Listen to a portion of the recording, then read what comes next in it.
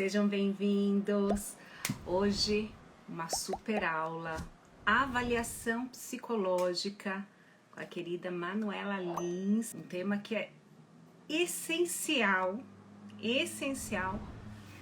para o fazer psicológico, né? Para a nossa prática da psicologia. Então hoje a gente vai conversar com a Manu. E por que eu convidei a Manu para falar sobre avaliação psicológica? Eu tô aqui do lado com os livros dela. Olha só que livrão: Avaliação Psicológica, Aspectos Teóricos e Práticos. Outro livro, esse todo marcado, Avaliação Psicológica Infantil. E esse que é o orgulho de ter participado também, Técnicas em... Olha o livrinho, né? Técnicas em terapia cognitivo-comportamentais com crianças e adolescentes. Viu, gente? Quem é minha convidada? A Manu, professora doutora Manuela Ramos Caldas Lins. Ela é psicóloga, professora da graduação e da pós-graduação do curso de psicologia da Unicelb. Ela é mestre em psicologia pela Universidade Federal do Rio Grande do Norte. Ela é doutora em psicologia pela UNB. E ela é autora e coautora de livros sobre avaliação psicológica e terapia cognitiva. Viu? Essa é a minha convidada de hoje. Primeiro, muito obrigada por você ter aceitado o convite de estar aqui falando com a gente sobre psicologia, sobre avaliação psicológica. A psicologia, avaliação psicológica, a gente, né, sempre nesse assunto que é tão importante para a gente. Muito obrigada por ter aceitado o convite. Eu que agradeço o convite, é um prazer, uma honra estar aqui com você e com seus seguidores, né? Então, para falar desse tema que nos é tão caro, né? Que a gente que trabalha com psicologia, a gente termina fazendo avaliação psicológica e às vezes a gente faz mal feito, né? Então, é preciso que a gente converse sobre isso, para que a gente possa instrumentalizar as pessoas para que elas façam boas avaliações e com isso ajudem as famílias, ajudem as crianças. Então é um prazerzão falar sobre esse tema. E só uma coisa que você esqueceu de mostrar, cadê o joguinho do castelo? Que você tá no meu consultório. Ah. No meu consultório. Gente, é verdade, o Castelo das Emoções é que fica no meu consultório. Aqui eu tô em casa. Aí esses ficam aqui em casa e tá no consultório. É que esse porque eu sei que é do coração. Não, eu uso muito, porque criança eu atendo presencial. Aí eu deixo os jogos lá no consultório. Aí o pessoal, os adultos, aí adolescentes, aí eu fico aqui online e atendo de casa. Depois a gente mostra para vocês, gente. É um queridinho do coração. E o que eu gosto do jogo, Manu, é que ele é um jogo cooperativo. Não é... Isso para mim foi a sacada que eu achei, que eu falei assim, nossa, Manu detonou aqui porque é um jogo cooperativo. Não é eu contra o paciente, é nós contra... Olha eu dando spoiler do jogo. Mas depois, você tá com o jogo aí? A gente mostra. Vou ter que levantar para pegar, tá bom? Peraí, segunda. Aí a gente vai ver que você tá de pantufa, hein? Pantufa não, mas pé descalço eu tô. Tô só vestida, mas o sapato não tá no pé, não. Essa é umas vantagens do atendimento online, é essa. Isso. Olha, gente, o Castelo das Emoções é incrível. Eu uso, sim, no consultório. É um joguinho que dá pra gente fazer com as crianças. Muito bom. Muito, muito, muito bom. Dá para usar tanto na avaliação como na psicoterapia. Então, já a avaliação também pode usar esse joguinho aqui, tá? Isso é bom. Então, a gente já vamos começar falando o que é avaliação psicológica. Tá.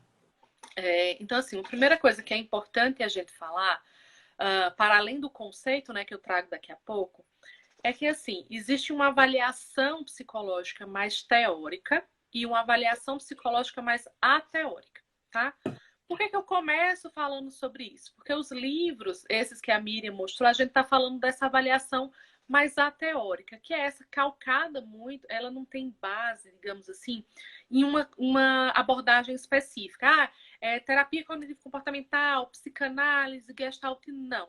Essa que ela é a teórica, a gente busca, né, identificar nos nossos pacientes, sejam eles, né, crianças, adultos, idosos, as potencialidades, bem como as dificuldades, fraquezas, pontos de melhoria. Então, a gente busca avaliar esse sujeito, né? Então, é um processo de avaliação, não é testagem psicológica, daqui a pouco a gente conversa sobre isso. É um processo mais amplo, né, de avaliação. E aí a gente vai identificar quem que é esse sujeito e quais características ele apresenta. Pode ser para fins diagnósticos, né, para de fato aquele sujeito pode apresentar um diagnóstico. O diagnóstico ele é importante para a gente trabalhar, né, para a gente pensar o que fazer com aquele sujeito. Então, pode ser para fins diagnósticos, ok, mas pode ser também que não exista um diagnóstico a priori, que seja simplesmente uma dificuldade emocional, né? Uma dificuldade de regulação emocional que pode não configurar um transtorno. Então, essa avaliação teórica, ela busca entender quem é esse sujeito, né? E é um processo que é um processo científico, vale dizer, né? A gente não faz de qualquer jeito, a gente tem uma sequência de passos para seguir.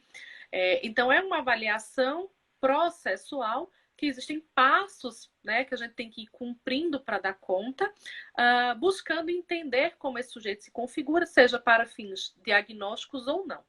A avaliação mais teórica, ela vem geralmente após essa avaliação teórica, né, que a gente busca identificar se existe ou não um transtorno, ou qual é a dificuldade, e com a teoria, aí sim eu vou explicar o que acontece. Então, se eu sou da terapia cognitivo-comportamental, por que esse sujeito está apresentando esses comportamentos inadequados? E aí eu vou pensar, será que tem a ver com pensamento automático? Será que tem a ver com crença de o que é que está acontecendo? Não, eu sou da psicanálise, então eu vou buscar explicar de uma outra forma. Né? Eu não vou na psicanálise focar em pensamento automático. Então, o que é que está acontecendo? Então, existe essa avaliação teórica, né? E uma avaliação teórica, e ambas são importantes para que a gente possa dar seguimento ao nosso trabalho com os nossos pacientes.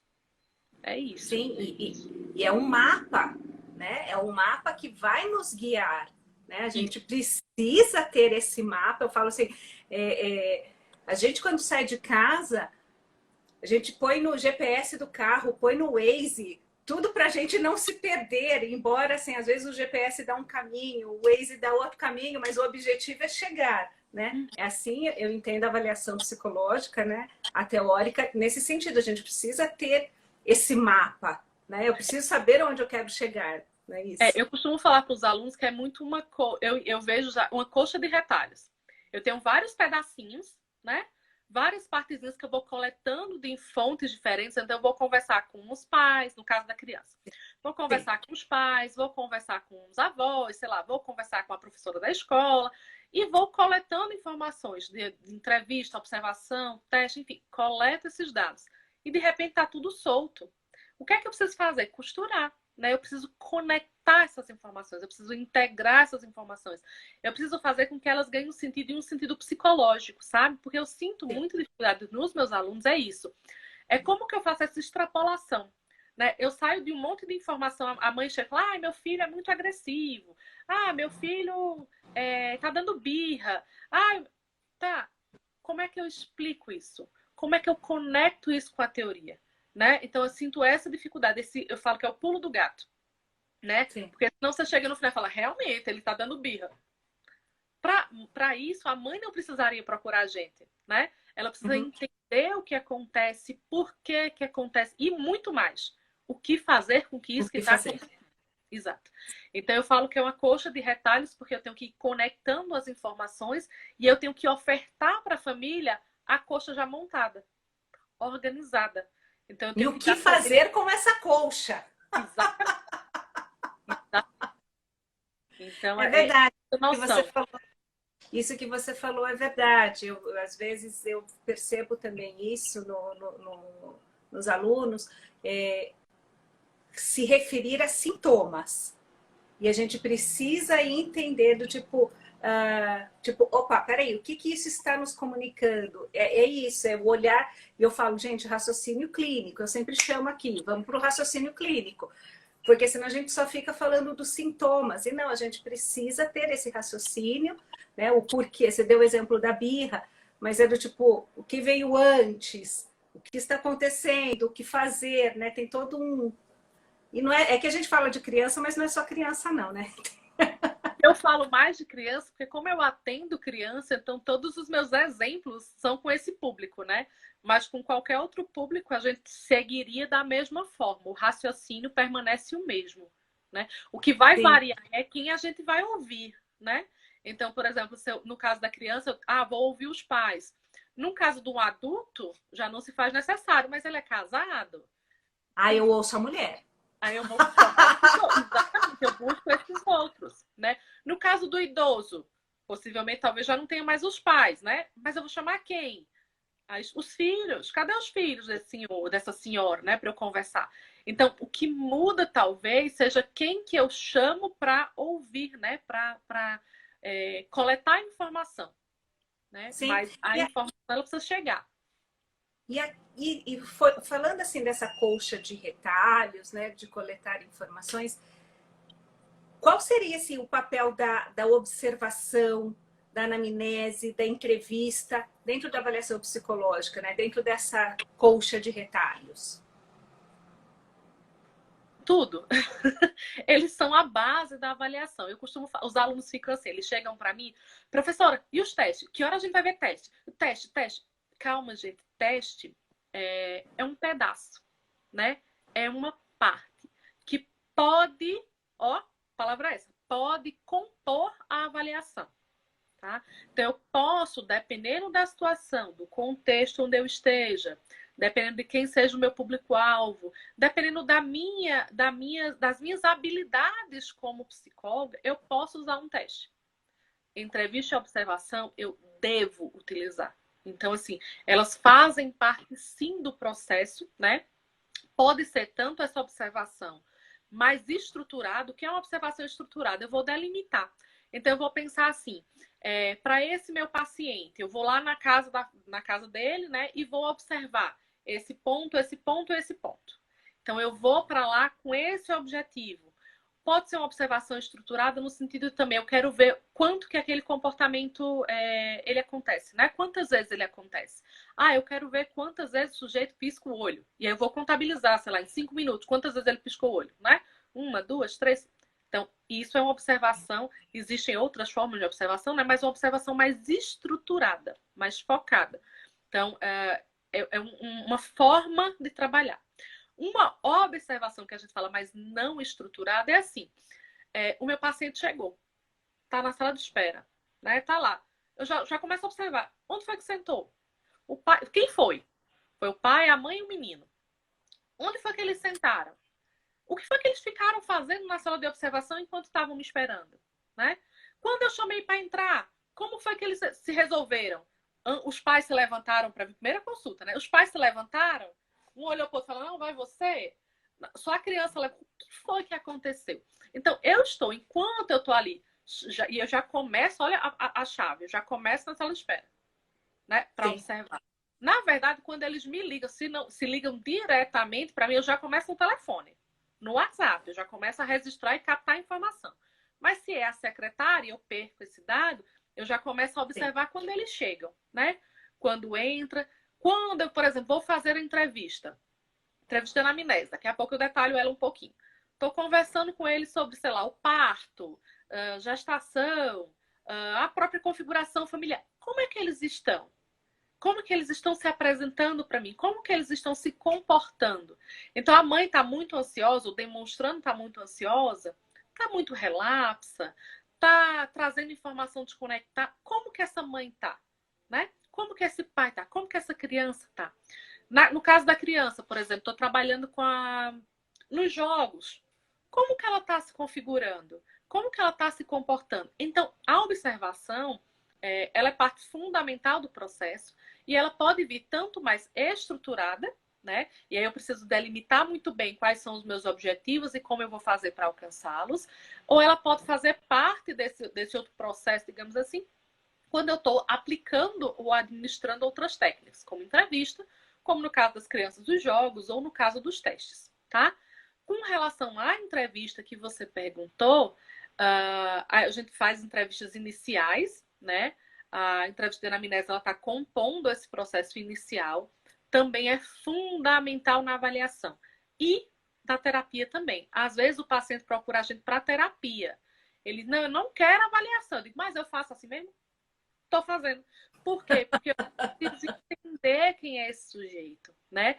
E aí eu vou fazer essa entrevista e tentar identificar quando que esses sintomas começaram, por que que eles estão se configurando dessa forma. Então eu vou entender essa queixa, mas também vou buscar dados da história desse sujeito para tentar conectar. Então se chega assim para mim um paciente, a criança não está aprendendo na escola. Será que é deficiência intelectual?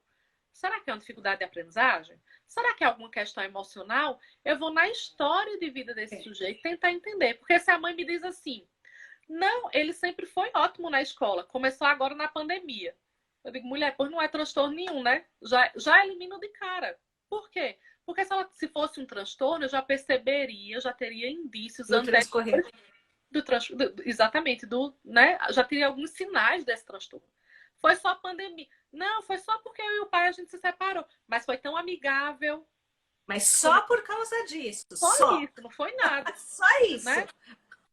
Mais ficou nada. tudo. E assim, a gente tá bem. A gente tá bem, a gente nem briga. Né? Então, assim, a entrevista ela também é fundamental porque ela me permite coletar informação e uma informação muito rica. Né? É isso. Mas assim, é muito olhar, eu falo para os alunos, é muito olhar clínico também que vai dizer para a gente o que é importante, o que não é, como que a gente conduz esse processo, porque não é só sair perguntando. Porque assim, os alunos ficam, professor, e o roteiro de anamnese? Eu digo, gente, o roteiro é só um roteiro, né? Que a gente vai utilizar como um guia inicial. Mas é o olhar do outro, é como o outro vai trazendo, é que tipo de informação ele vai trazendo que vai conduzir a nossa ou as nossas entrevistas, né? Então não é. Eu fico muito assim, os alunos eu vejo muito preocupados, muito com que técnica que eu uso, que modelo de entrevista eu uso, que roteiro de observação eu uso. Não é por aí, gente. Eu acho que a gente precisa de Miriam, outros, qual a de técnica? coisas, Qual a além do técnica? roteiro.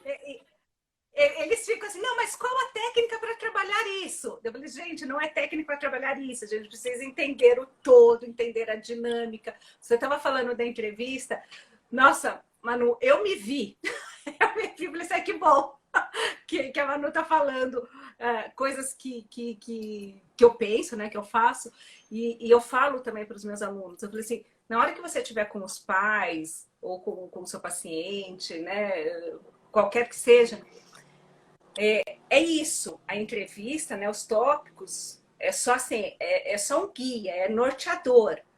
Mas esse raciocínio clínico que eu falo, às vezes ele fala, tá tudo bem, mas travou aqui o maxilar. Você sabe que tem mais coisas, né? Você percebe aqui uma linguagem corporal que manifesta algo que está aqui na mente, mas que não é dito. Tá tudo bem.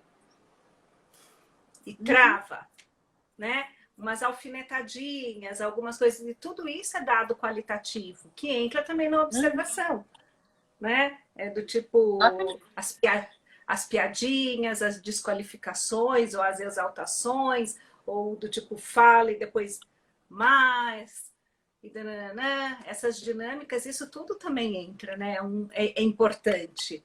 Às vezes só aquela olhadinha, se você pergunta pro pai, aí a mãe respondeu coisa, o pai olha assim, como que diz, o que é isso, menino? Não é meu filho, não é isso aí que você tá falando. Aí você já diz, opa, tem alguma coisa aqui que a gente precisa investigar, né? Então, às vezes você pergunta, só olha para baixo assim, ó, aí você, opa, tem alguma coisa aí.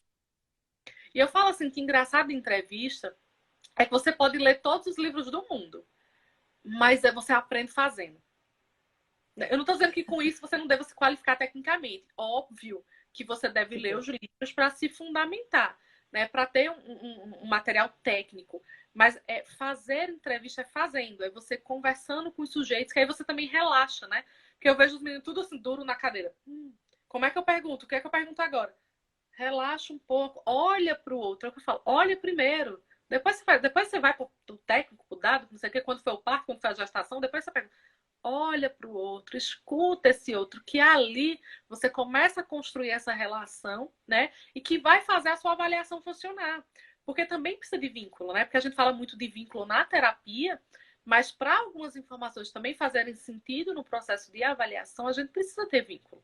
A gente precisa que o outro se sinta acolhido, a gente precisa que o outro traga informação verdadeira, né? E para isso ele precisa estar confortável com você e com o contexto onde ele está inserido, né? Sim, sim. E Manu, assim, além da entrevista, da observação, quais outros elementos assim centrais da avaliação psicológica? Tipo assim, essencial. Com relação ao instrumento, Instrumento, que é assim, o que você acha que é essencial, central? o que eu penso assim, com relação dos instrumentos, de essencial mesmo, eu colocaria esses dois, observação e entrevista, tá? E o teste psicológico como um instrumento que pode ser utilizado também nesse contexto, mas dependeria muito do qual é a demanda, onde que você está realizando essa avaliação, com quem você está fazendo isso e das suas próprias habilidades, né? Mas o importante, assim, em termos de percurso, é que a gente esteja atento ao passo a passo que é recomendado, né?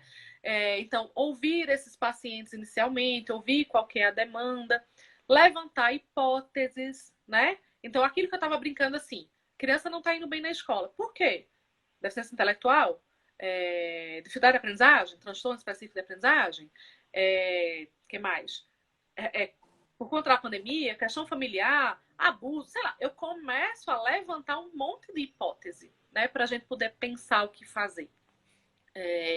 Após levantar essas hipóteses, eu acho talvez um passo aí muito importante é o planejamento. Porque o que eu sinto assim é que as pessoas vão fazer, especialmente com criança, Miriam, eu vejo pelo menos os meus alunos, não só os que estão na graduação, mas os recém-formados também, é muito assim, eu vou levar esse jogo. Por quê? Não sei muito bem. Mas você vai usar ele com qual objetivo? O que é que você quer? É avaliação. A avaliação é curta, né? Então, a avaliação você tem um tempo mais limitado para realizar. Por que você vai levar esse jogo? Porque eu gosto. Não, não pode ser porque você gosta. Tem que ter um objetivo, sabe? E onde que eu busco esses objetivos? No meu planejamento. Então, eu vou coletar essas informações com uma entrevista de anamnese, duas entrevistas, três, quantas forem necessárias para você entender aquele caso. Levanto hipótese, e assim, essa hipótese não é necessariamente após a entrevista, pode ser durante a entrevista. Então, quando o pai vai trazendo para mim assim, ele é muito agitado, eu penso TDAH? Mas me fala um pouco sobre essa agitação em todos os contextos? Não, é só lá em casa. Não, então não é, então é outra coisa. Então eu começo já durante a entrevista a levantar hipóteses e vou fazendo perguntas para tentar entender se de fato aquela hipótese é confirmada ou refutada, né? Mas após essas entrevistas eu tenho um entendimento melhor do caso, né? Eu tenho um quadro mais bem delineado.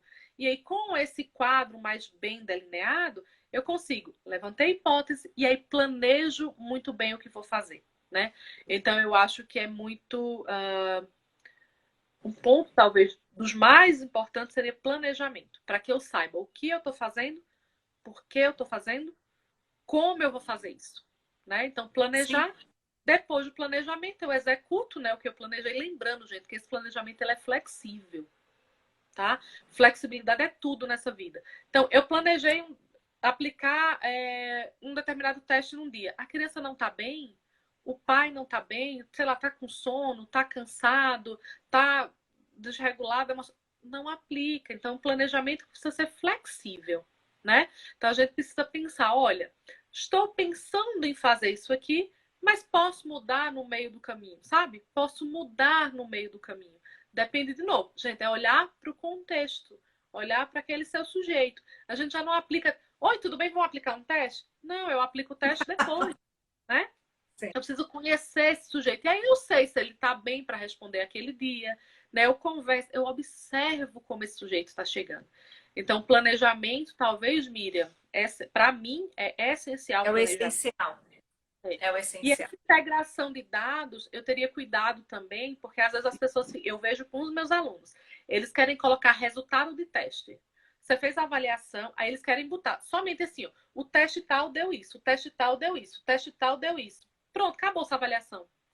Digo, gente, é dado, primeiro, dado quanti e dado quali, né? Então, o que é que o meu olhar me diz sobre aquele teste? Faz sentido? Porque senão também eu corro o risco de estar com os dados ali e a família nem entende. E o profissional que vai receber aquilo nem entende o que é aquilo. Eu peguei um laudo essa semana que dizia assim, atenção dividida, aplicou o BPA, né? Aí era assim, atenção dividida, aí percentil tanto. Atenção concentrada, percentil tanto. Atenção alternada. Aí eu fico imagina um pai pegando aquele trem ali.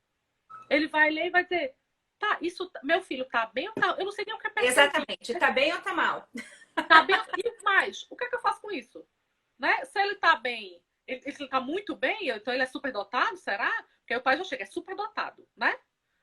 Será que não? Será então que ele tem uma deficiência? Porque também só tá nos polos, né? Ou é superdotado, na linguagem dos pais, né? Ou é superdotado ou é deficiente. Eu não tenho um meio termo. Então, o que é que significa isso, né? Como que eu explico para os pais essa questão? Então, é importante, né, eu integrar esses dados, né, quanti e quali, então os dados que eu obtive com os instrumentos, né, os dados que eu tenho de entrevista, os dados que eu obtive observando como a criança se comporta diante das tarefas, das estratégias terapêuticas, né, eu conecto tudo isso e eu torno isso inteligível para os pais. Né? Sem Então, falar, sai do psicologês e falar para o português. Né? Senão isso, a gente fica falando psicologês. Né? E eles não conseguem. E aí eu perco sentido, né? Sim, aí não faz sentido. Do tipo, tô aqui, tenho esse laudo, mas eu não sei o que quer dizer. Né? Não sei o que significa.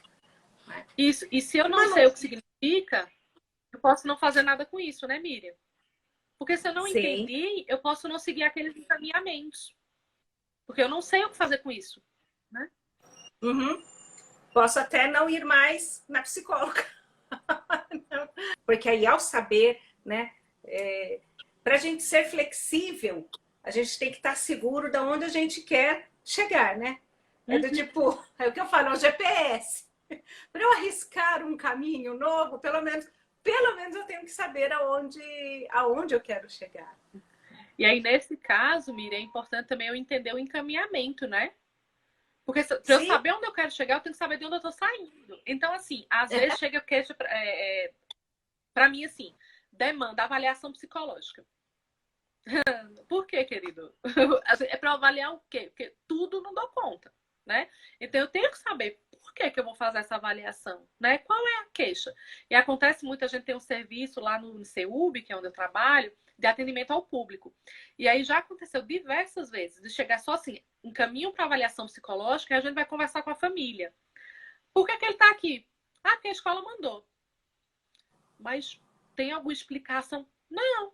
Como que é em casa? Perfeito, ótimo. E aí você fica, meu Deus. Eu começo por onde, né? Chega do médico, do psiquiatra que o menino encontra uma vez a cada, sei lá, 6 meses. Avaliação psicológica. Por quê? Ah, não sei, o médico mandou. Então, assim, se eu também não sei de onde eu estou partindo, é difícil saber onde eu vou chegar. Né? Então, eu tenho que entender essa queixa, tenho que entender o que é que essa família está me trazendo de informação. Porque aí, por isso que eu falo, quanto mais dado eu coletar inicialmente, mais fácil o planejamento e o meu resultado final. Sim, sim. Falando já estamos falando de planejamento, né? Explica um pouquinho para a gente a diferença entre testes, escalas, quando que a gente deve escolher ou um teste ou uma escala, onde ela entra nesse nosso planejamento. Tá. Então, assim, primeiro que teste a gente considera aquilo que passou pela aprovação do SATEPSE, tá? Vocês conhecem o SATEPSE? Que é o sistema Espero de avaliação. que todos conheçam. Eu rezo a Deus. Então, assim. Eu espero que todos os meus seguidores, psicólogos e psicólogas, conheçam. Quem não é psi, tudo bem não conhecer. Mas quem é psi, eu espero que sim. Sim. Então, o sistema de avaliação de testes psicológicos é o nosso guia do que pode ser usado em termos de teste, né? O que pode ser usado e o que não pode ser usado pelo psicólogo na sua prática, tá? Então, a gente vai ter lá no SATEP os testes, tem assim, o que é privativo do psicólogo e o que não é privativo, e o que pode ser usado e o que não pode ser utilizado, né? O que está aprovado e o que tem um parecer desfavorável. Então, esses testes, é o primeiro ponto, a gente tem que olhar isso, né? E ele engloba naquela casinha ali, testes psicológicos, escalas, inventários, questionários, os instrumentos. Eu vou olhar o que está aprovado e o que não está. E lá, esses que passaram por esse processo de construção, teve esse crivo aí, né, para que a gente pudesse avaliar a qualidade instrumental, eles são enquadrados, eles são colocados nessa casinha, né, testes psicológicos. Os outros que não passam por esse crivo aí do Conselho Federal, né, então escalas, questionários, inventários, eles podem ser utilizados como fontes complementares de dados, tá, desde que eles tenham respaldo na literatura. Então eu vou ver que escala que é essa, né? Que dados psicométricos eu tenho aqui que balizem, né, esse instrumento. Então, eu vou terminar utilizando, porque o teste ele é fonte fundamental. Teste, observação, entrevista, fonte fundamental de coleta de dados. Escalas, questionários, inventários, com respaldo. Isso é importante, né? Com respaldo científico, aí é fonte complementar de dados. E pode ser utilizado. Mas assim, gente, não é qualquer coisa, tá? Tem que saber que instrumento que você está utilizando. Por isso que lá, eu falo para os meus alunos, assim, a parte de psicometria, ela é importante. Né? Os meninos querem pular a parte de psicometria. Não, é a parte de psicometria que vai fazer com que a gente entenda que material é esse que a gente está trabalhando, né? A qualidade técnica desse material.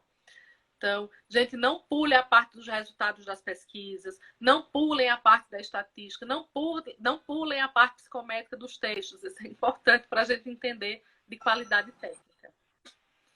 Entendi. E você acha que é possível fazermos avaliação psicológica online? Se você me perguntasse um tempo atrás, eu ia dizer assim, Miriam, não sei se ficaria tão bom. Mas a gente já tem algumas, por conta da pandemia, a gente já tem algumas normativas, né, que foram publicadas aí pelo Conselho Federal de Psicologia, que versam um pouco sobre essa temática, né? Acho que tem uma resolução que é de 2018, eu não vou lembrar o número exato dela agora, mas que ela falava um pouco sobre essa avaliação psicológica pautada em meios de tecnologia, de comunicação, né? Então, ela já tinha um percurso aí que já vinha se discutindo essa avaliação online, né? Mas, por conta da pandemia, a gente precisou acelerar esse processo, né? E as discussões nesse âmbito. Então, sim, a gente tem normativas que informam que é possível realizar avaliação psicológica online. Então, eles nas resoluções, eles até pontuam para a gente que contextos são esses, mas um cuidado especial é com relação aos testes, tá? Lembra, primeiro, a avaliação não é sinônimo de testagem, então nem toda avaliação vai contar com teste. Então, a avaliação online é possível realizar. Agora, com relação aos testes, eu preciso cuidado, né? Nem todo teste eu vou poder utilizar. Então, eu tenho que ter respaldo, de novo, a ciência aparecendo aí. Ciência é importante. Eu tenho que ter respaldo científico, né? Que me permite entender. Posso usar esse teste no contexto online? Porque, assim, a gente tem que saber também diferenciar o que é teste informatizado, né?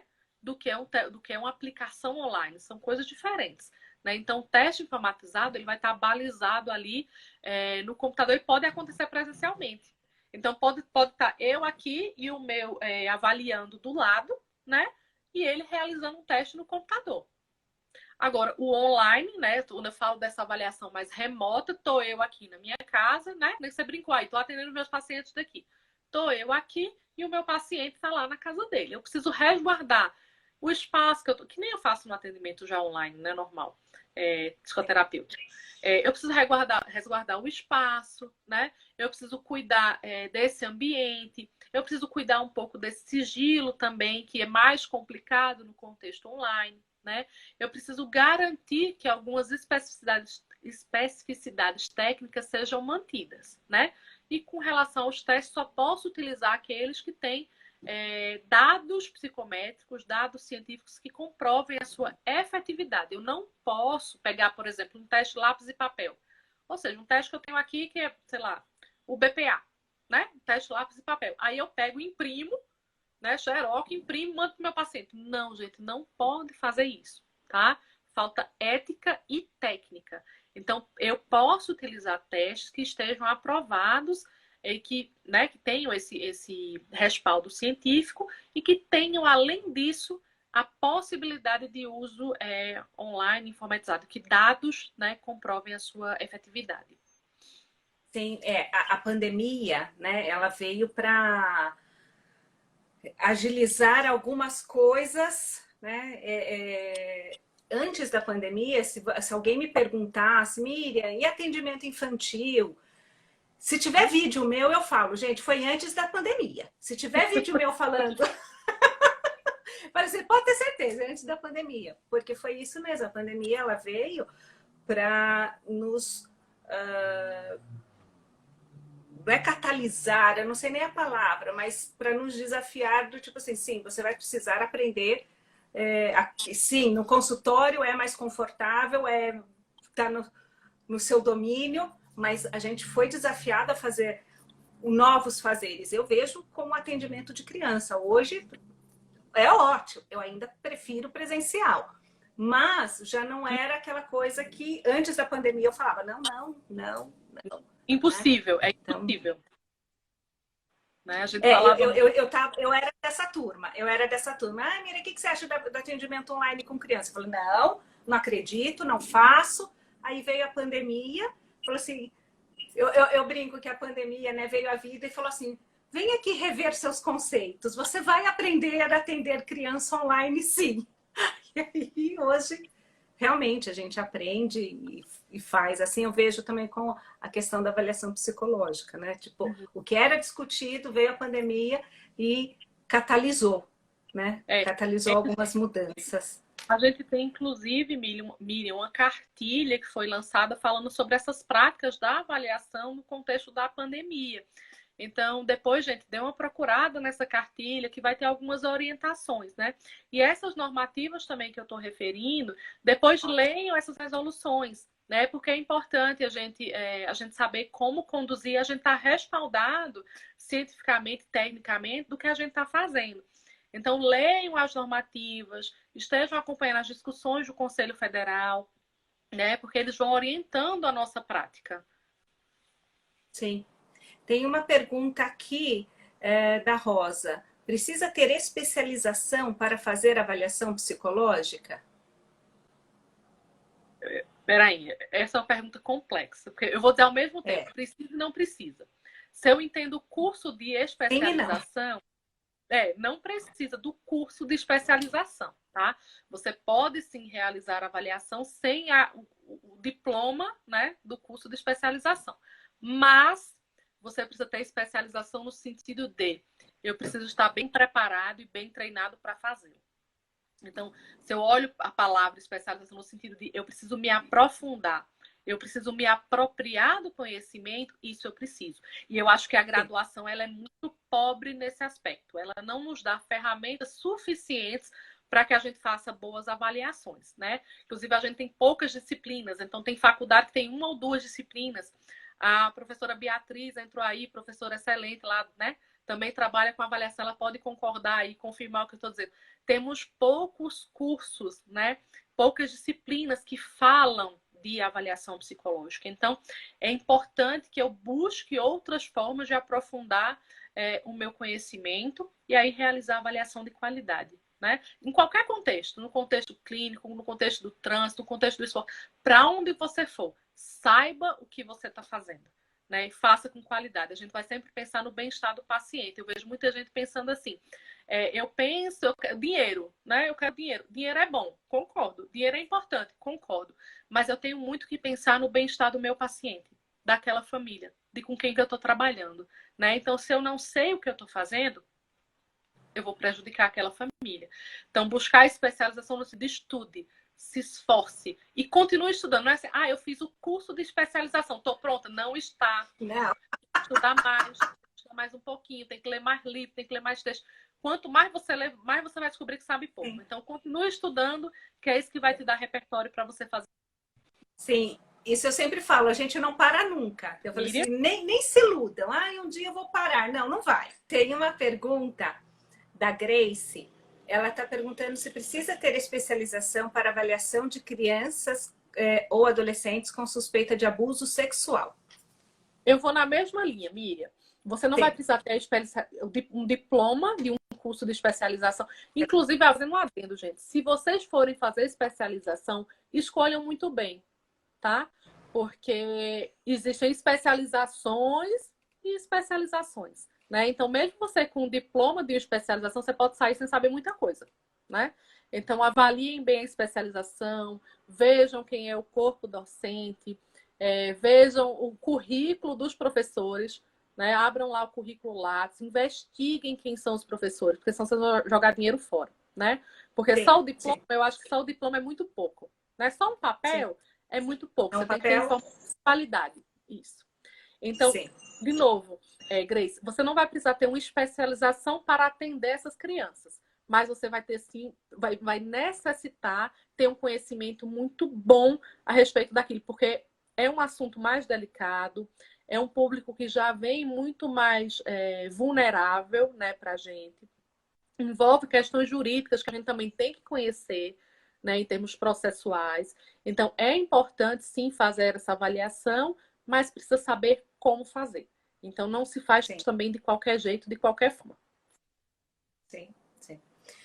E, por fim, temos uma última pergunta. Eu acho que, na verdade, não sei se é uma pergunta ou se é só um comentário da Márcia. Ela está dizendo assim: estou no último semestre de psicologia. Ficarei grata se você compartilhar sobre a nova resolução que saiu relacionada à aplicação de teste psicológico, banindo a restrição só para psicólogos. A gente teve uma divulgação aí pelos órgãos, né? Pelo STF. Pelo STF, né? Falando sobre essa restrição dos testes. Eu não sei se após isso já saiu alguma normativa mais específica, tá? Até a última vez que eu vi não tinha uma normativa específica que falasse sobre isso. Então, estamos aguardando aí os próximos passos para entender como que vai ficar, né? Porque é um ponto bem problemático, né? A gente já discutiu, eu lembro, a gente teve já lives do IBAP falando sobre isso, a gente já teve algumas lives também do Conselho Federal, tivemos a marcha agora pela proteção dos testes. Então, assim, está tendo um movimento da gente tentar proteger essa ferramenta, porque a liberação desse material, né, para o público vai ser um ponto, né, difícil para a gente saber como realizar a nossa prática bem feita. Então, assim, é um ponto problemático, mas estamos aguardando para ver o que vai acontecer, né? Porque antes, né, o que acontece? Né, o que eles alegam? Né? O STF, fui até olhar aqui, foi 5 de março de 2021 essa resolução, né? Então foi desse ano. Então não estamos perdidas de tempo. Foi em 2021, eu dei uma colada aqui. Então, o que acontece, né? Antes, quem podia comprar testes psicológicos era só a gente, só os psicólogos. A gente tinha que anexar o CRP, né? Então, o STF ele achou inconstitucional vender somente para psicólogos. Ele fala que não, qualquer pessoa pode comprar um teste para ter acesso à ciência psicológica. Só que nas palavras, papel aceita tudo. E a gente sabe que não é isso que vai acontecer. As pessoas querem comprar testes psicológicos para ler aqui o manual e não fazer tudo isso que a gente conversou aqui na live, né? De avaliação psicológica, observação, né? Que é o tipo, deixa eu aprender como que faz esse teste aqui, né? O simples HTP do tipo, deixa eu desenhar, como que eu tenho que desenhar a casinha, né? Bonitinha. infelizmente, e aí a gente está lutando contra essa revogação para que volte para ser exclusivo da... O proteja os testes, né? Teve essa marca. E a gente sabe, né, que tem, mesmo que seja só o profissional que vá aplicar, né, porque isso aí se mantém, o psicólogo continuaria aplicando, mas se eu tenho informação e uma informação privilegiada, eu vou burlar. É que nem eu falo para os alunos, imagine que eu digo, vou fazer prova, divulgar a prova antes, o que é que eles vão fazer? Estudar toda a prova antes e vão responder o gabarito ali que eles julgam pertinente na hora da prova. Então vai ser uma reprodução, né? E aí eu vou perder, especialmente para alguns contextos, que aí é de onde a grande preocupação. Imagina contexto como porte de arma, né? Exatamente, de trânsito, foi isso que eu falei. Trânsito. Se você acha, se você tem um acesso, eu falei só do HTP, se você sabe como você tem que desenhar a casinha para mascarar alguns conflitos que você consegue pegar num simples teste de HTP, para pegar uma arma, no trânsito, para que seja o que for, né, que envolve a sociedade, né, risco à sociedade, lógico, eu pego e falo, não, tem que desenhar a casinha desse jeito, olha, porque daí não dá problema. É isso que é as consequências, né, que a gente se preocupa. Mas assim, temos que aguardar.